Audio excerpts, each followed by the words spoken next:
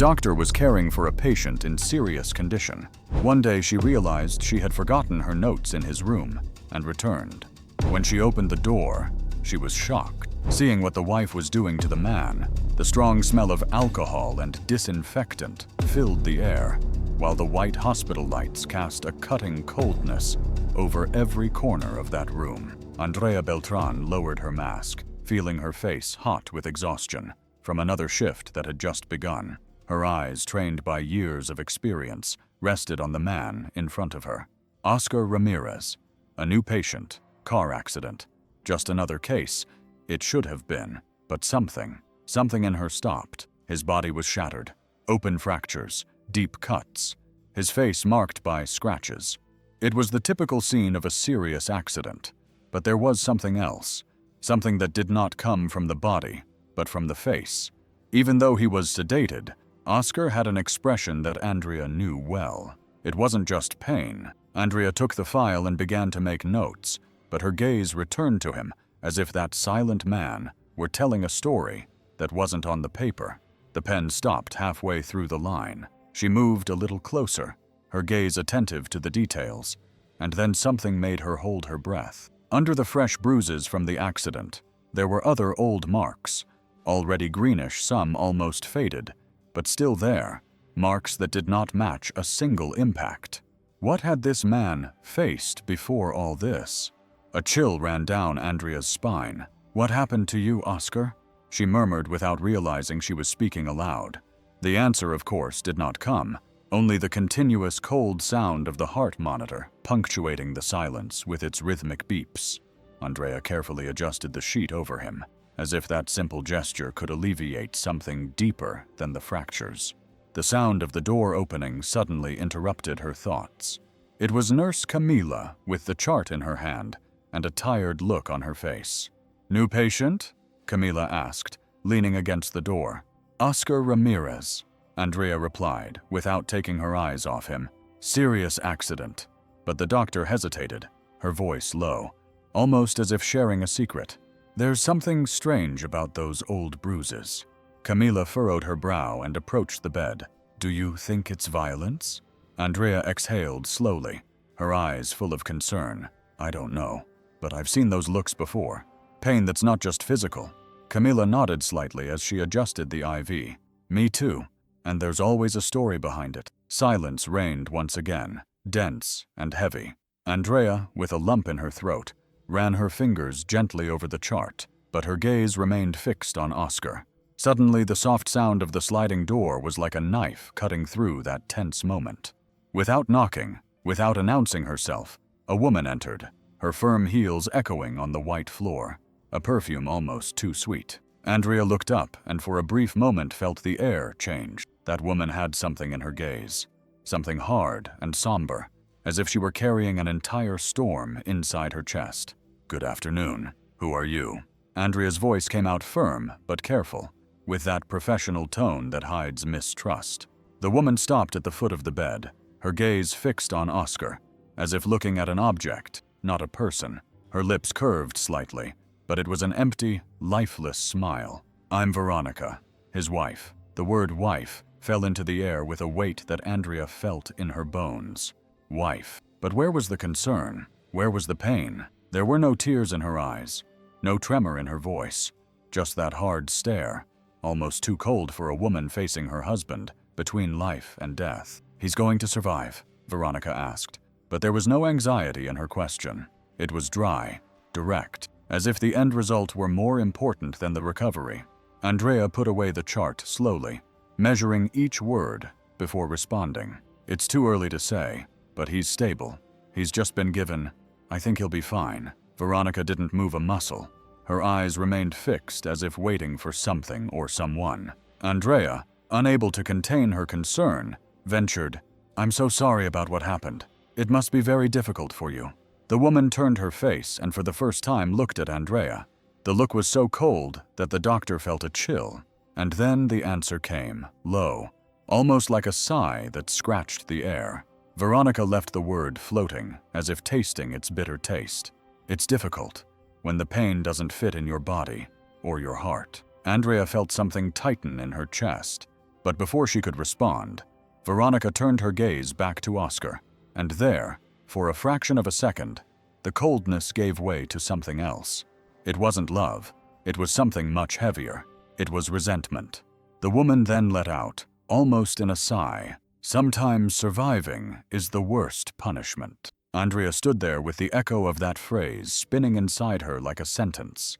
What was between those two? What kind of pain made a wife look at her husband as if he were something that should be punished, not saved? The air in the room became heavy, as if suddenly all the oxygen had been absorbed by that invisible tension. The silence, which before had been filled only with the intermittent sound of the heart monitor, now seemed dense, heavy, almost suffocating. Andrea felt it in her chest, an inexplicable knot, as if the room were breathing with her, and at the same time holding its breath. Her eyes, which had been fixed on Oscar's open wounds, now looked at that small, almost imperceptible gesture that made her heart race. Oscar trembled. It was a soft, slight tremor, like a chill running through his body. But for Andrea it was a cry. He was deeply sedated. He should not have reacted, but he did. Not to touch, not to pain. He reacted to her voice, to his wife's voice. That body, so broken, so fragile, felt, and it felt fear. Andrea did not look away. His heart continued to beat at the same rhythm on the machine. But his face said something else. A slight frown on his forehead, a muscle in his jaw that tensed. It was his body speaking, screaming inside. Andrea tried to stay her concentration on the job, moving her hands with precision as she adjusted the flow. But even though she didn't want to, she felt the weight of that gaze fixed on her, a gaze that pierced her skin like a cold knife, a gaze that did not match that of a wife facing her husband between life and death. There was no anguish, no love, no despair, only that silence charged with something dark, something that made the air feel heavy in a strange way. Andrea tried to ignore it, to concentrate on the numbers on the monitor, on the rhythmic beating of the patient's heart. But Veronica's presence was like a shadow invading the room. It was the kind of presence you feel before you even turn your head, the kind of presence that makes the back of your neck prickle. Out of the corner of her eye, Andrea noticed that Veronica wasn't looking at Oscar as someone who fears losing him. It was a long, sustained but empty look that seemed to evaluate, as if she were analyzing the broken body of that man, searching to find something there. But what? Pain? Suffering? Remnants of who he had been? Andrea couldn't say, but she did know what she felt. Discomfort. The silence between the two stretched on for seconds that seemed like an eternity. The only thing that moved was the thin line of IV fluid slowly dripping down the transparent tube. Andrea wanted to say something, wanted to ask a question, but the atmosphere around her felt like glass about to shatter. And then, without warning, Veronica took a step forward, close enough for Andrea to feel the strong scent of her perfume mixed with the sterile air of the hospital. Her voice came low and slow, as if each word were a weight that had to be carried with care. "Have you been working here long, doctor?" The question took Andrea by surprise. "A few years," she replied automatically. But her attention was on every detail of the woman's expression. She must have seen many stories, not many cases. Veronica tilted her head slightly, her eyes still fixed on her unconscious husband's face. Men who come in here broken and leave different. Andrea felt a strange twinge in her chest, as if Veronica's words carried something hidden, something that was not being said. "That's what medicine is for," she said, trying to keep the conversation on safe, logical, professional ground. Veronica slowly turned her face slowly and looked Andrea straight in the eye. The smile at the corner of her mouth was small, but lacked warmth. There was nothing there but something cold. "Not always." Andrea didn't respond, just looked at her. "Sometimes surviving isn't the worst punishment."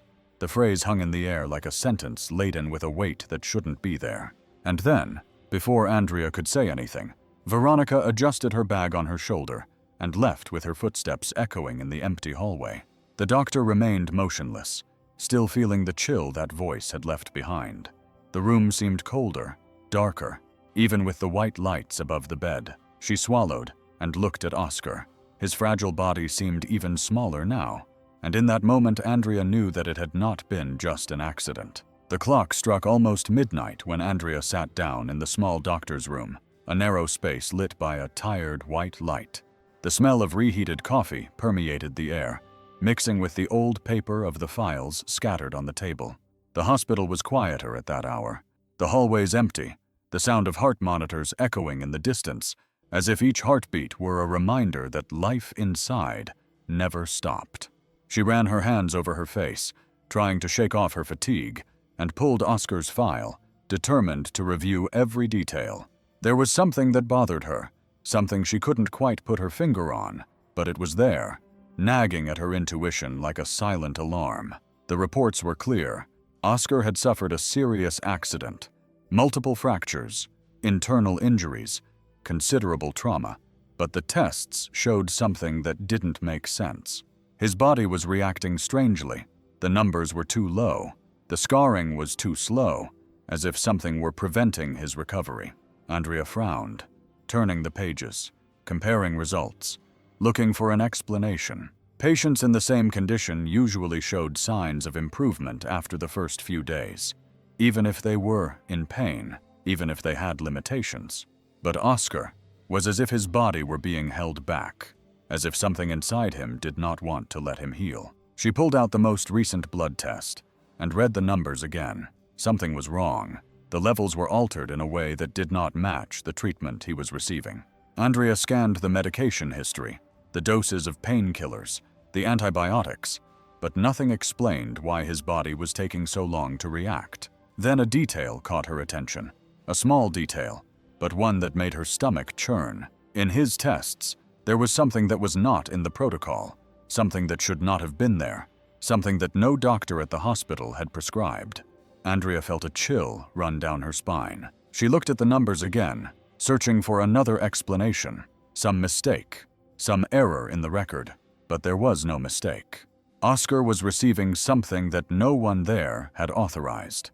The image of Veronica appeared in her mind, like a dark whisper. That phrase kept echoing. Sometimes surviving is the worst punishment. Andrea dropped the pen on the table, taking a deep breath, trying to push away the thoughts that came like a wave. It could be a mistake.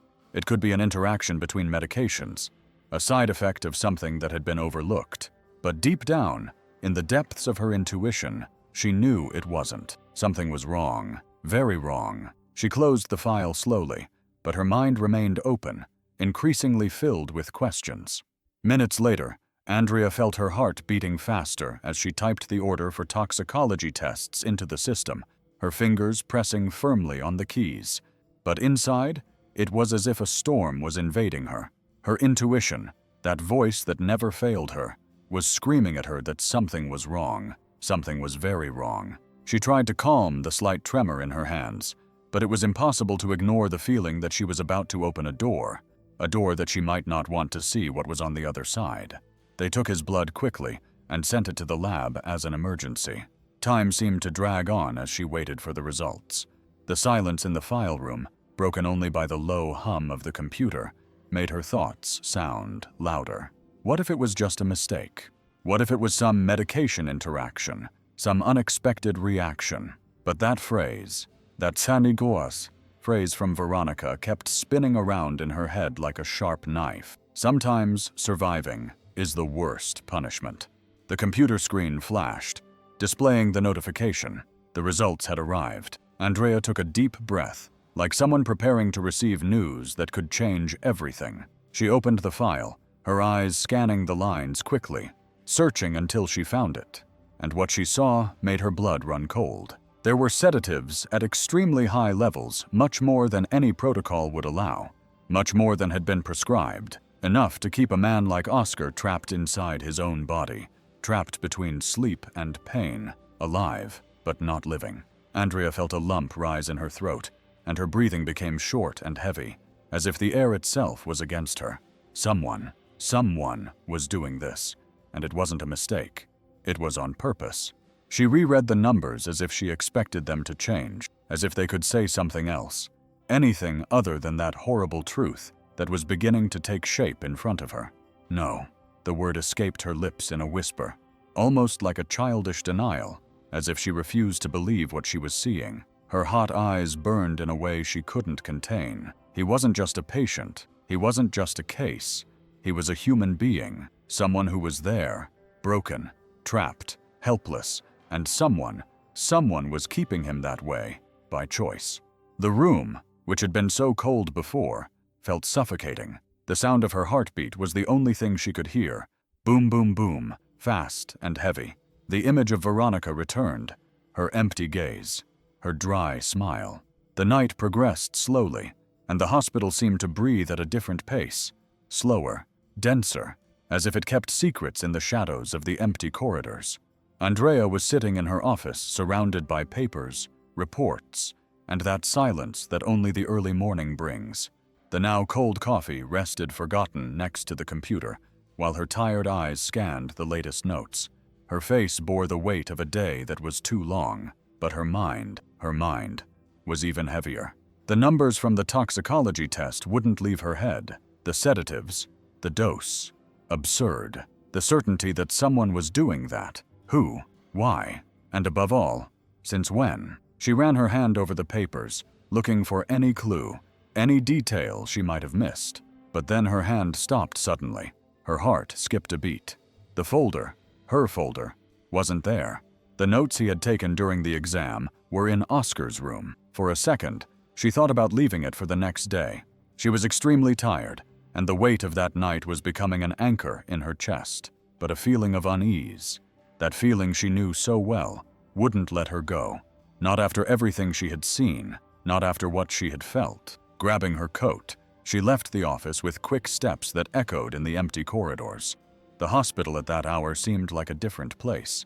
The distant sound of a fan, the dimmer lights, the slight creaking of the floor, everything seemed to be holding its breath, and Andrea felt it too, as if something was waiting. The corridor leading to Oscar's room was long, and each step felt heavier than the last. Her heart was beating fast, but it wasn't from exhaustion. It was a feeling, that strange feeling of being about to find something she might not want to see. The door to the room was ajar, just a crack that let out the darkness inside, cut by the soft glow of the monitors. Andrea stopped. Her chest rose and fell with short breaths, something inside her telling her not to go in, not to open that door, but it was too late. With a trembling hand, she pushed slowly, and what she heard made her body freeze. A low, soft, familiar voice. Veronica. Andrea stood still, her heart pounding so hard it felt like it was going to jump out of her throat. Veronica's voice was low, but heavy. Something strange. Now you know, right? Her voice was like a sharp knife, filled with something Andrea couldn't decipher. Pain, resentment, or both. What it's like to be a prisoner in your own body. Andrea felt a chill so strong that her hands, that woman for a moment. Sharp knife, filled with something Andrea couldn't decipher. Pain, resentment, or both. What it's like to be a prisoner in your own body. Andrea felt a chill so strong that her hands froze. For a moment, her feet were glued to the floor, and her mind screamed for her to run, but her heart said something else. Stay. And Andrea stayed. Andrea held her breath, her frozen fingers clutching her robe tightly, as the slit in the door revealed only shadows trembling in the dim light of the monitor. The sound of the machine marking time. Beep, beep, beep. But inside her, everything was complete chaos. Time stood still. Andrea felt the blood drain from her face, and her heart, which had been racing, seemed to lose its rhythm. Her body stiffened, her muscles tensed, her mind in shock. Every word that woman spoke weighed like a sentence and brought a pain that Andrea felt piercing her chest. Prisoner. That was Oscar. That was what Veronica wanted. Andrea's hand clenched the gown so tightly that her nails tore the fabric. Her instinct screamed, but her legs wouldn't move. She wanted to move forward, to open that door and stop whatever was happening. But something else, something deeper, more human, made her hesitate. That tone in Veronica's voice wasn't just hatred. It was pain, a raw, faceless pain. A pain that Andrea recognized because it was the kind of pain that isn't born only of rage, but of a wound. Andrea felt her chest tighten, and for a moment, the impact mixed with the raw, faceless pain. A pain that Andrea recognized because it was the kind of pain that doesn't come only from rage. It comes from a wound. Andrea felt her chest tighten, and for a moment, the impact mixed with something she didn't expect to feel. Pity. No, more than pity. It was empathy, because that voice belonged to someone who had already been broken, but that justified it. Her breath came out shaky, almost broken. What to do? Go in, confront, or listen? Listen to what else that voice had to say. And in the midst of the turmoil that was her heart at that moment, Andrea didn't know, and suddenly her hands pushed the door hard, slamming it against the wall with a crash that broke the heavy silence of the room. But the sound was nothing compared to the scene her eyes encountered. Time seemed to stand still, and with it, her breathing. There, in front of her, was Veronica, leaning over Oscar, her body leaning over him, her hands gripping his face with a force that was not care, not love, but something dark, something burning, something that Andrea felt in the air like a bitter taste. Oscar, weak and broken, was struggling like someone fighting against a wave that was dragging him to the bottom. His head tried to turn away, but his muscles barely responded. Only his hands trembled, trying to push her away, but they couldn't. His face, God. His face was terror, not physical pain. It was fear. A fear that Andrea saw and felt pierce his chest like an icy blade. The heart rate on the monitor shot up, fast as an alarm, but it was the moan, the hoarse, fragile moan that broke Andrea inside. It came out of Oscar's throat, almost like a sigh, a plea, a begging, a thread of life asking to be heard. And it was that sound that pulled Andrea off the ground. "Let go of him!" Her voice came out torn, without thinking, without measuring. It was pure instinct, pure heart, and in a second, her hands were on Veronica's arm, pulling, tearing, separating the contact. It was abrupt, and Veronica staggered back 2 steps, but what Andrea saw, what she saw when that woman's eyes met hers, was something that froze her soul. It wasn't guilt, it wasn't despair, it was fury. A fury that burned silently, that burned inside, that bled from her eyes. "You don't understand anything!" Veronica's voice fell like broken thunder, cracked, full of something that Andrea still couldn't grasp. Oscar, panting, his chest rising and falling in spasms, tried to speak, but his voice failed him. All that remained was a look that fell on Andrea like a plea for help, but also for something else. Something that said, "It's not just what you're seeing. It's more. It's much more." Andrea felt her hand tremble, her heart pounding, and a war raging in her chest. Who was the victim? Who was the executioner? And above all, what truth did that woman carry in her gaze to have so much hatred and so much pain at the same time?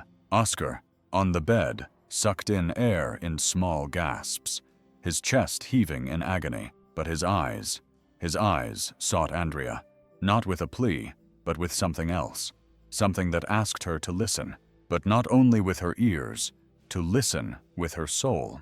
Andrea's chest rose and fell, her breathing ragged from the shock, the fear, the doubt. She wanted to scream, she wanted to accuse, she wanted to understand, but the only thing that came out, the only thing that escaped her lips, was a question charged not with rage, but with something deeper. "Then make me understand." And there, in the middle of that room, suffocated by pain, guilt, and silence, Andrea understood that sometimes the worst scream is the one that no one ever heard. The air in the room was heavy, dense, as if every word spoken had remained trapped between those walls, forming an invisible weight that oppressed her chest. Andrea felt her heart beating hard, but her eyes were fixed firmly on Veronica. There was no longer room for fear or doubt, only the naked, raw truth, and she was going to tear that truth out, even if it was with her own hands. Her voice came out loud and sharp, but it trembled at the edges, charged with all the tension that boiled inside her. "Is it you? Are you the one who is medicating him without our consent?" The silence that followed the question was like a knife. Andrea could hear the sound of her own blood running through her veins. She could feel the hot pulse of rage, but what broke the silence was not a denial. It was not an excuse. It was something much worse. Veronica did not deny it. Her lips curved, but not into a smile. It was something twisted, something hurt, a broken line between pain and something darker. The voice came out low and raspy, like someone carrying a wound that never closed, but also with a touch of bitter irony. "You should thank me." Andrea felt her stomach sink as if she had been struck. What? What had she just heard? "Thank you?" Her chest burned, and her voice, now hoarse, was filled with disbelief and rage. "Thank you? Why?" The question came out sharp, but it carried much more than anger. It carried confusion. It carried rage. It carried that suffocating knot of someone who looks into the abyss and does not understand what is inside. But it was the answer that came, that cut deeper than any scalpel. Veronica took a step forward and didn't need to shout, didn't need to raise her voice. What came out of her was worse. It was dry, heavy, bitter. It was a sentence spoken by someone who was already dead inside and still alive, to make him feel half of what I felt. Those words fell like a hot knife into Andrea's chest. There was no pride in her voice. There was no triumph. There was a void so deep that it hurt just to see it. Veronica's face was tense, her jaw clenched, as if each word scraped inside her as it came out. Her eyes shone, but not with anger, with something worse, with a pain that turned into poison, with a love that rotted, with something that burned so much that only ashes remained. Andrea felt her chest tighten, and for the first time felt her legs grow heavy. It was as if that pain that overflowed from Veronica, had crossed the space and touched something inside her, something that hurt just by existing. And it was in that moment, in that instant, that Andrea no longer saw a woman, no longer saw an aggressor. Then, in a sudden gesture laden with pain, with the weight of something struggling to get out, Veronica pulled at the sleeves of her dress. The fabric slid quickly down her arms, and what appeared cut Andrea inside more than any words could have. Old scars, deep marks on her wrists that needed no explanation because they were not from the body, they were from the soul. Veronica's voice came out low, hoarse, heavy, carrying centuries of pain in a single sentence. "He didn't just destroy our marriage, he destroyed her." And then Andrea felt. She felt as if that pain was not only being spoken, but delivered, thrown there raw, like someone releasing a weight they had carried for years, but never let go of. A burden, but also an open wound. A wound that bled. Without blood, Veronica's face trembled, her lips fragile, her breathing ragged, like someone holding back tears but who has already lost the fight. I tried to survive him, to survive everything, but there was nothing left of me. Nothing. And Andrea felt her own eyes burn, because now she saw not only a woman, she saw what was left of one. The heavy silence in the room was broken, not by screams, but by something much more fragile, and therefore much stronger. A low, broken voice that seemed to come from somewhere deeper than the chest. I tried to ask for forgiveness, Oscar. That voice, that thread of trembling, painful sound, made from the remnants of strength, crossed the space like a cold current. Andrea felt a knot in her chest, because there was no defense, no justification, only guilt. But there was no time for more, because the pain that Veronica carried inside, exploded. "I'm sorry." The words fell like thunder, but it wasn't anger. It was something that tore her apart. It was a cry that came from within. "I'm sorry. After years, Oscar. Years of betrayals, of lies, of nights when I was dying while you were having fun with her." Her voice broke like glass shattering, and along with her voice, her body trembled, her eyes burned, and every word bled, because it wasn't said, it was torn out. You left me dying, and you went with her, Oscar, while her breath caught, brief, dry, and Veronica's face no longer wore a mask. It only had wounds, only what was left after being destroyed by the one she loved most. And Andrea, standing there, felt something break inside her too, because now it was no longer about what was right or wrong. It was about what hurts when love turns into pain. The room seemed smaller, the sounds more distant, and the only thing that existed at that moment was the weight of that conversation, the pain embedded in every word, the suffocating silence that made everything worse. Her eyes moved between the two of them, between that broken man on the bed and that woman in pieces in front of him. It was like looking at a field after a war. There were no winners, only ruins. The question escaped before she could stop it. It came out almost like a sigh, laden with disbelief and a lump in her throat that seemed impossible to release. Another woman. Veronica closed her eyes for a moment, and when she opened them again, they were shining with something Andrea didn't know if it was hatred, sadness, or just the remnants of a love that didn't know how to die. I tried to take my own life. The words flew into the air, and Andrea felt the impact like a punch in the stomach. Her heart stopped for a second, and for a moment, everything stopped. And he left me. Silence screamed. He left me alone, lying on the floor. He left me there, and went to drink. His gaze was lost, as if at that moment he was returning to that day, to that scene, to that pain, and he didn't go to drink. He just went with her. Andrea felt her throat close up, her eyes burn, and the air leave her because that pain was different. It wasn't the pain of rage. It wasn't the pain of revenge. It was the worst pain of all. It was the pain of someone who had been forgotten, and in that moment, she understood. Veronica didn't want Oscar to die. She wanted him to know what it was like to live without a soul. Andrea felt her heart beating so hard in her chest that it seemed like the whole world could hear it. Her eyes were fixed on Oscar, searching, waiting, begging for anything, a denial, an explanation, an outlet, a defense, anything that could divert that abyss that was opening up in front of her. But it didn't come. There were no words, no struggle, only silence. And it was that silence that hurt more than any answer, because Oscar didn't deny it. He didn't try. He didn't fight. He didn't explain. He just closed his eyes slowly. And in that closing of his eyes, Andrea saw everything. She saw the weight he carried. She saw the shame. She saw what it was like to be crushed by everything he had done and everything he could not undo. And suddenly the man there in bed, so weak, so wounded, seemed even smaller because it was not his body that was broken. It was his soul. Andrea felt a lump in her throat. She felt the bitter taste of disappointment, and she felt pity. But not only for him, pity for everything that had been between them, for everything that had already been lost and could not be recovered. Then Veronica's voice returned, and when it returned, it was sharp, cold, and full of force. "He is not a victim, doctor." Her voice trembled, but not from weakness.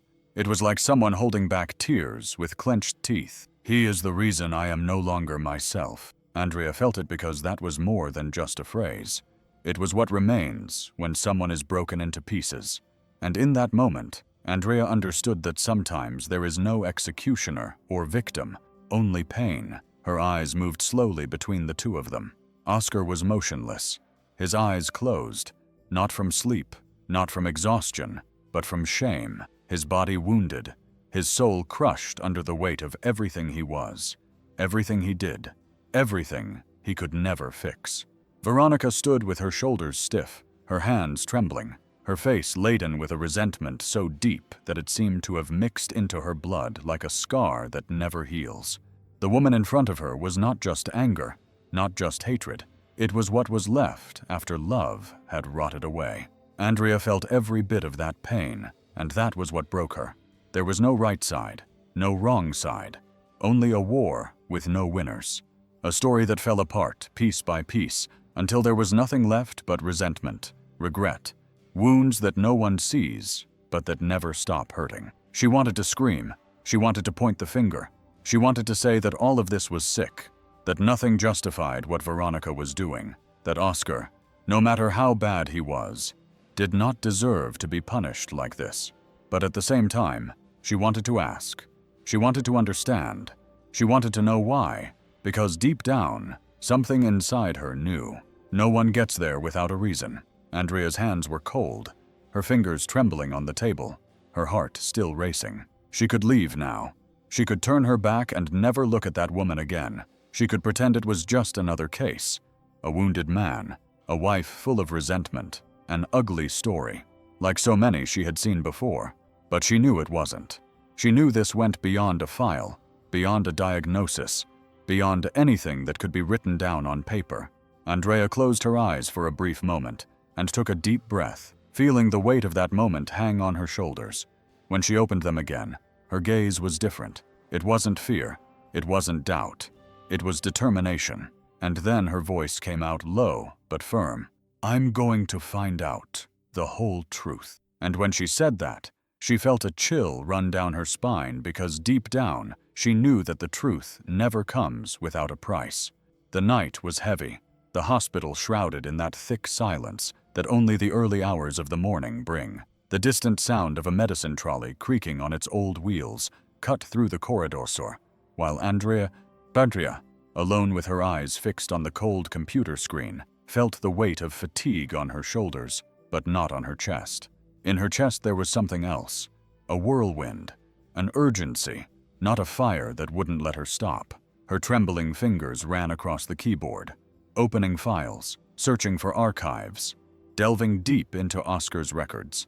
Her face was serious, marked by tension, her mouth tight in a rigid line, her breathing short, like someone walking on ground they know will give way.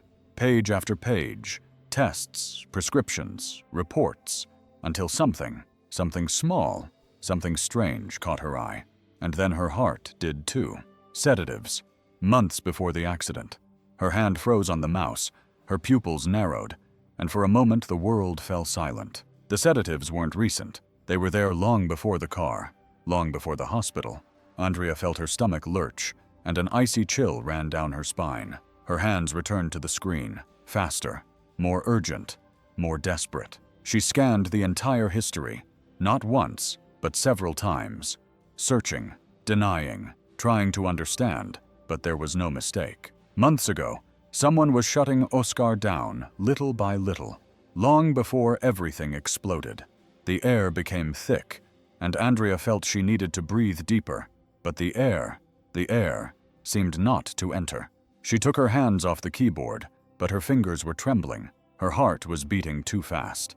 And then came the question, why? And worse, who?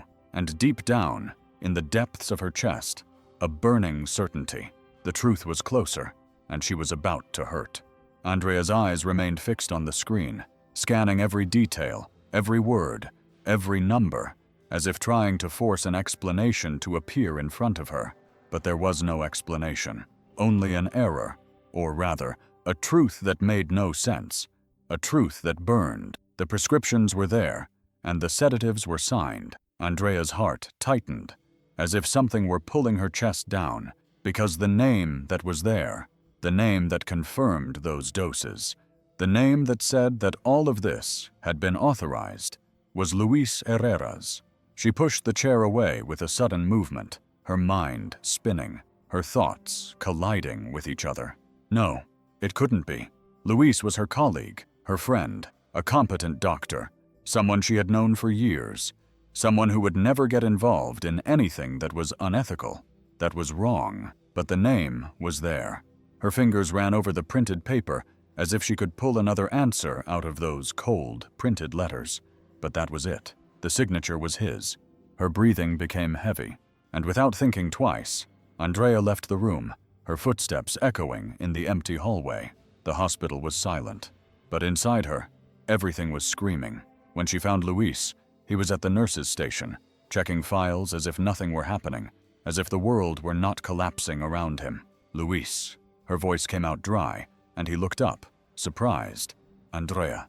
Something happened. Andrea was holding the papers too tightly in her hand, her fingers clenching the sheets, as if she could pull the answer she was looking for out of them. She approached him, placing the papers in front of him bluntly, without hesitation. "You, Luis." He blinked several times in confusion, taking the papers and scanning the documentation. The silence lasted longer than Andrea wanted. Andrea, there was something strange in her tone, something that made him shiver. "Answer me, Luis. Was it you?" He let out an air slowly, running his hand over his face as if carrying a weight he didn't want to share.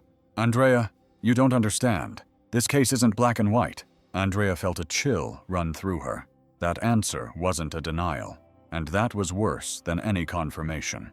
Andrea stared at Luis, feeling her chest burn with a mixture of rage, confusion, and that bitter taste of betrayal that only exists when it comes from someone you trusted. Her heart was beating so hard she could hear it in her ears, but her voice came out firm, sharp, loaded with everything that was exploding inside her. "Speak, Luis. The whole truth." Now he ran his hand over his face, his shoulders slumping as if carrying an old weight, a weight he had carried alone for too long. The silence before the answer was so long that Andrea almost felt it breaking. And then it came. "I prescribed the sedatives." The words came out, but they brought no relief, only more pain, but it was to protect her. Andrea felt her body tense. What was he saying? Luis's voice came out lower, rough, heavy, as if each syllable dragged something he never wanted to say. Oscar had attacks. Andrea was dangerous. He lost control. "I saw it." The world spun. Andrea felt her legs heavy, as if the ground had disappeared, as if everything she thought she knew was collapsing in front of her. She heard the words, but her heart refused to accept them. Oscar dangerous? That broken figure, that man torn to pieces, that look full of guilt, was that him? Andrea's heart beat too fast. Her breathing stuck. But the question came out before she could stop it. Then why did her voice tremble? But her eyes didn't. Her eyes were fixed on him, hard, demanding, asking, begging. Why was he sedated after the accident? Luis? Why? If he was broken and fragile, without strength, why? Luis looked down, and it was there, in that moment of looking away, in that second, that Andrea felt it. She felt that the answer was going to be worse than everything else. His voice came out somber, almost ashamed to come out because she asked for it. Andrea felt her heart stop, and then, and I did think he deserved it. It was like a blow. It wasn't worse. It was like falling into an abyss with no floor, no air, no way out. And Andrea felt that in that game, no one was whole, and everyone had already lost. The silence that fell between them was crushing, dense, almost alive. Andrea felt her heart beating in her ears, and each beat seemed to scream the truth that was in front of her, a truth that had no side, no heroes, no villains, only pieces of a story that cut in all directions. She looked at Luis and saw the weight in his eyes. She saw the guilt. She saw the exhaustion of someone who had made a decision and lost. And at the same time, she felt the echo of that pain that came from Veronica, an old, dirty pain full of invisible scars, the kind that time does not heal, only hides.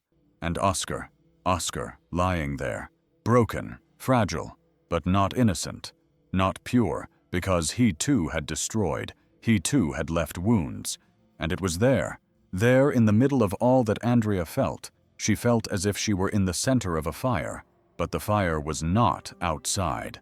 It was inside, because there was no right, there was no wrong, there was only pain. They were all trapped in a cycle that did not begin now, and that she did not know how to end. Revenge, guilt, resentment, regret, that was what was between them. It was not justice. It was not redemption. It was a knot made of years of tears, of decisions that cost everything. Andrea felt her eyes burning, her throat closing up because it hurt. It hurt to see. It hurt to feel, because there was no way out, no end that could fix what was already dead. And for the first time, Andrea felt that this was not a story to be won. It was a story where everyone had already lost. As Andrea walked down the hospital corridor, her hands clutched the folder that contained everything, the tests, the exams, the fake prescriptions, the confession. Every piece of paper was a piece of that dirty, bitter story made of pain, of decisions that cost lives. Even though no one had died, the cold plastic of the folder almost cut her fingers. But she didn't let go. She couldn't let go, because now that weight was hers. Her footsteps echoed, and with each echo, her heart beat faster. It wasn't fear. It wasn't doubt. It was something heavier. It was knowing that after this, there would be no turning back. The door to the police station opened with a sharp squeak, and the sound of telephones, voices. The world outside seemed so distant, as if everything were happening behind glass. Andrea felt her legs grow heavy, and for a moment, just a moment, a question burned inside her. Is this how it ends? But she already knew that this was not the end. It was just another piece of a story that never had an ending. The officer in front of her looked up with a dry, professional voice. "Can I help you, ma'am?" Andrea didn't answer right away. Her gaze was far away between Oscar's guilt, between Veronica's scars, between Luis's silence, between everything. And then her hand trembled. But she handed it over. The folder fell on the table with a sharp, heavy, definitive thud, and along with the folder, the whole world fell. Her voice came out low but firm. "I want to file a complaint." And when she said it, it was as if the air came out, and her chest felt empty, because she knew that no one would come out unscathed, neither them nor her. Days later, the cold sound of handcuffs filled the silence like a sharp blow cutting through the air and crushing everything around it. Veronica remained motionless, her wrists trapped by the cold metal that marked, more than any sentence, the weight of everything that this story had turned her into. Her face was rigid, without tears, without despair. But in her eyes there was such deep, heavy weariness that she didn't need tears to show that this woman had been broken long before that moment. The police officers around her followed protocol, their steps firm, their movements automatic. But Andrea couldn't move. Her chest felt heavy, her throat was dry, her eyes burned without blinking, as if any movement could break what was left of her. She had done it. She had brought the evidence. She had told the truth. But why? Why was it so hard to breathe? Then a voice broke the crushing silence. "She is not guilty." The phrase sounded strong, but not as a defense. It sounded like an open wound. It was the lawyer. He stepped forward with a heavy, firm voice, but carrying a pain that could be felt along with the words. "She is a broken woman, a woman who was killed little by little, and no one saw it. No one heard her. No one saved her." Andrea felt her body paralyze, the air thick, and her heart heavy. This is not a story of guilt and victimhood. It is a story of someone who was pushed to the end, to the limit, and when there was nothing left, only pain remained. The lawyer's gaze swept across the room, but when it reached Andrea, it stopped because before this woman tried to kill, she died inside, and no one did anything. Veronica did not react, did not fight, did not scream. She just listened. Her face remained hard, but her eyes trembled because hearing her own pain hurt more than screaming, and Andrea nodded, because now it was no longer about crime, it was about what remains. When love turns to ruin, the courtroom was cold, heavy, enveloped in that hard silence, full of eyes, full of judgments, full of a justice that did not always know what to do with stories like that. The sound of wood creaking underfoot, the distant echo of voices murmuring in the corners and in the center. In the center. Only they remained, Veronica and Oscar. Andrea was there, but not as a doctor, not as a witness. She was there as someone who had seen, someone who now felt her heart beating slowly, heavily, as if each beat carried the full weight of that story. There was no right. There were no innocents. There were only two broken souls facing an end that was never victory. Veronica stood with handcuffs on her wrists, but it was as if they made no difference because the prison was already inside her. In her eyes there was no hatred, no triumph, nothing but exhaustion, an exhaustion that came from years, an exhaustion that even time cannot heal. And then she looked at Oscar, sitting there, his body still marked, but the biggest wound was in his eyes. His face bore guilt, a guilt that weighed like a stone. There were no excuses there, no defense, only regret and shame. The room fell silent because it was no longer about a crime. It was no longer about punishment. It was about what was left after everything died. Then Veronica spoke. Her voice was low, but it cut through the air because it was not spoken. It was torn out. "I don't expect you to pay." Her throat broke, but the voice did not stop, because I already paid. Her eyes burned, but the tears were different. They were the kind that come when you all the tears had been cried, and I paid with my soul. The courtroom fell silent, and Andrea felt it because there was no longer a trial. All that remained was the end of two hearts that had died long before that day. The sound of the judge's gavel echoed in the courtroom like a muffled gunshot, sealing not only a sentence, but a fate that was truly already written long before that day. The silence that followed was sharp and dense, as if the entire weight of that story had remained in the air and refused to leave. Veronica stood there without moving, without reacting, her eyes fixed on some distant point far from that room, far from those walls. There was no surprise on her face, no anger, because the truth is that the sentence they gave her was less than the one she already carried inside her. Reduced sentence, they said, because of the abuse, because of her psychological state, because of the years that no one saw, because of the cries that no one heard, but prison.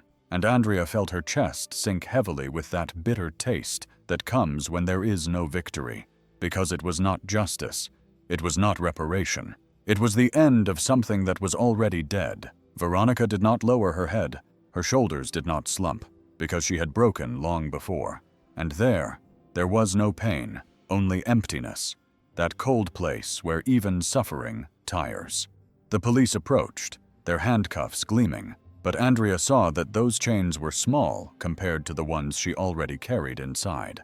And as Veronica was led away, it wasn't the punishment, it wasn't the prison, it was the silence that hurt the most.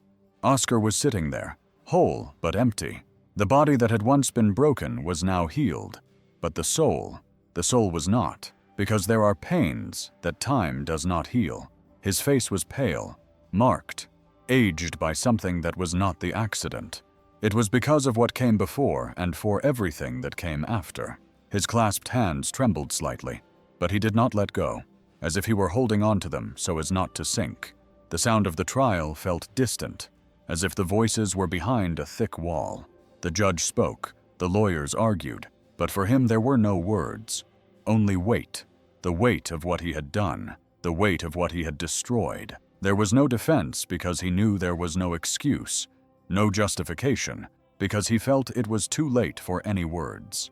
His eyes searched and found Veronica, and there was no more hatred, no more shouting, only emptiness, the emptiness of everything that was once love and turned to dust. He wanted to speak, he wanted to say he was sorry, that if he could, he would go back. He would change every second of what he had lived so that those days would never have existed.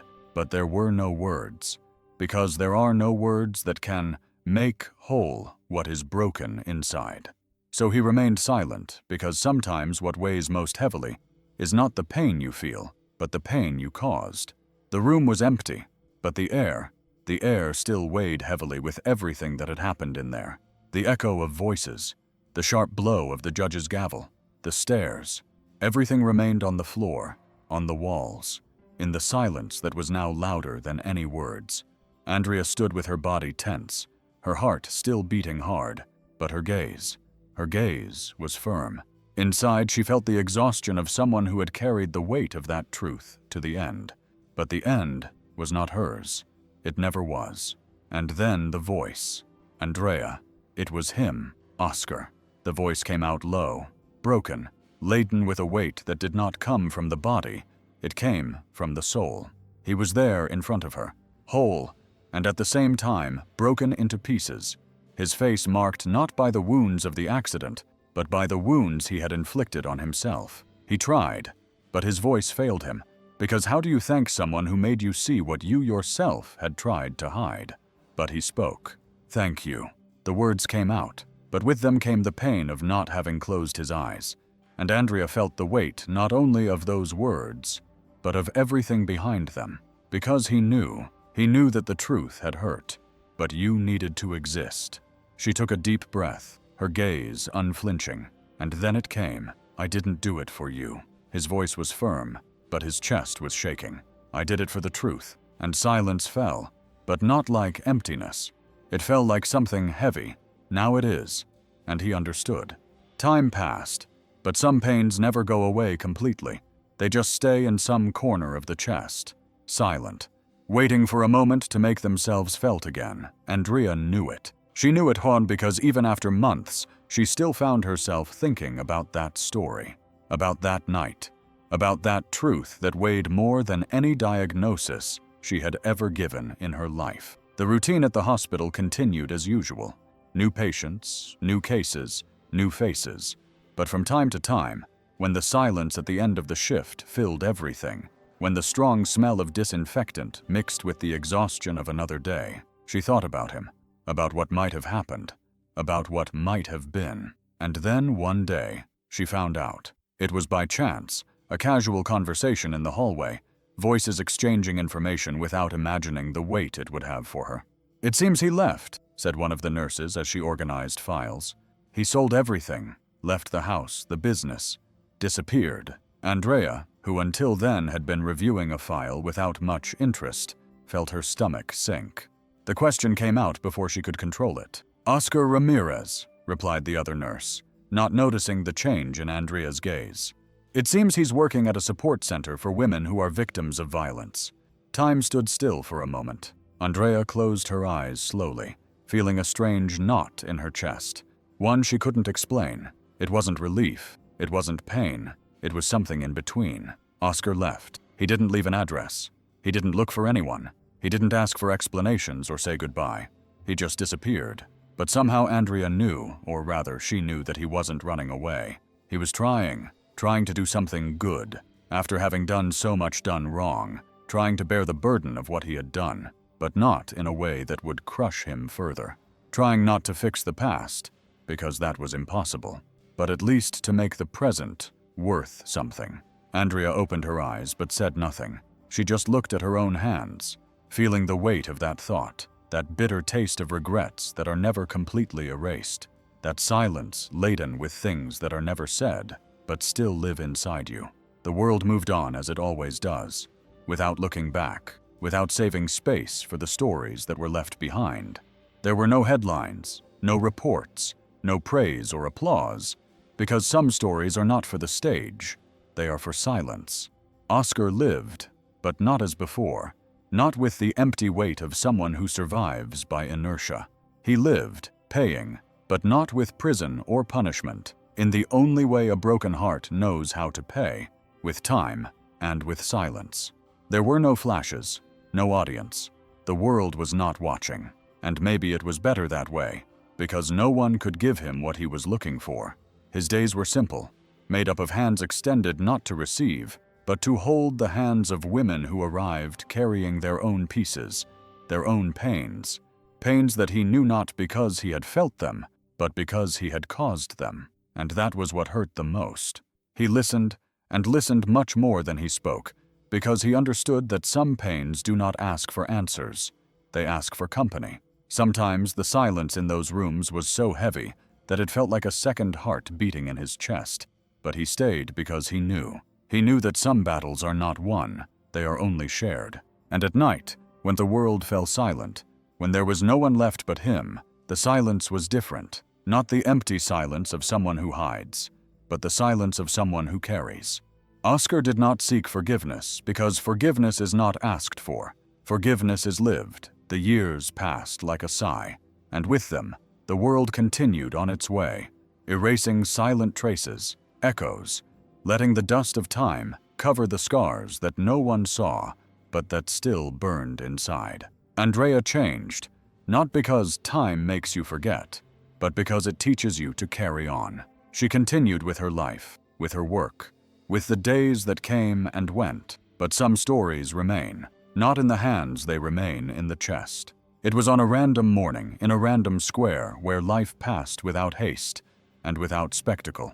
Andrea was there by chance, walking among the laughter of children, distant conversations, the soft sound of the wind moving the leaves, a simple silent campaign, colorful posters, words that spoke of care, of listening, of hope for those who no longer had the strength inside to ask for help. And it was then that she saw him.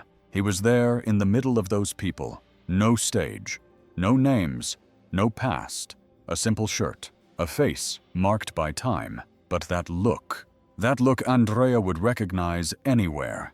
It was Oscar, handing out flyers with steady hands. But it was more than that. It wasn't just paper. It was presence. It was listening. And no one knew who he was. No one knew what he carried. And Andrea stopped because he was no longer the same man she met in that hospital bed. He was no longer that broken man, nor that man who ran away, nor that man who was silent. He was there not to be seen, but to see.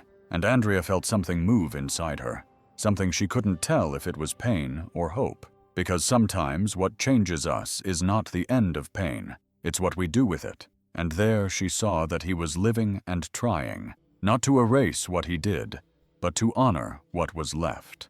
The gentle breeze touched Andrea's face, but what she felt was not the wind, it was time. Time that suddenly stopped because there, a few steps away from her, was Oscar, not the man she knew, broken in a hospital bed, not the man crushed by the weight of guilt, not someone whom time had transformed, someone who carried everything, but standing.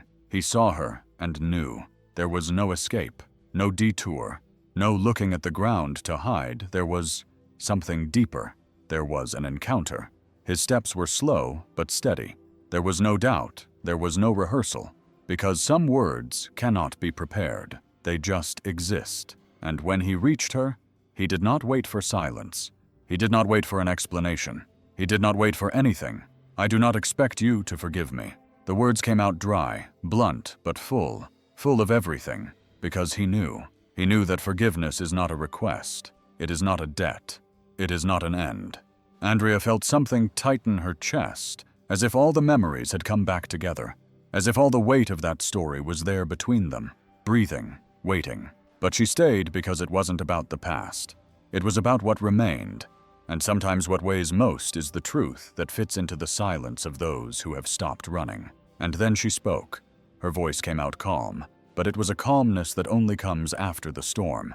I'm not here to forgive. Her eyes met his, and they didn't, because some truths only live in the gaze. I'm here to see if you and her voice went deeper, if you finally forgave yourself. And then there was silence, but not an empty silence. A silence full of what doesn't need to be said, full of what you feel when the weight doesn't disappear but changes places. Because sometimes what hurts is not what they did to us, it's what we did to ourselves. Oscar's eyes were caught on Andrea's, and in that moment there was no past or future, only that moment, only that gaze, only that raw truth that neither time nor guilt nor pain could erase. He could feel the weight of her question inside his chest. He could feel the silence breathing between them. He could feel everything that answer meant, everything it asked for, everything it demanded. But he didn't have a ready answer. He didn't have a nice phrase. He didn't have a conclusion. He only had the truth. And the truth came out slowly, like someone releasing a weight that had been trapped for years.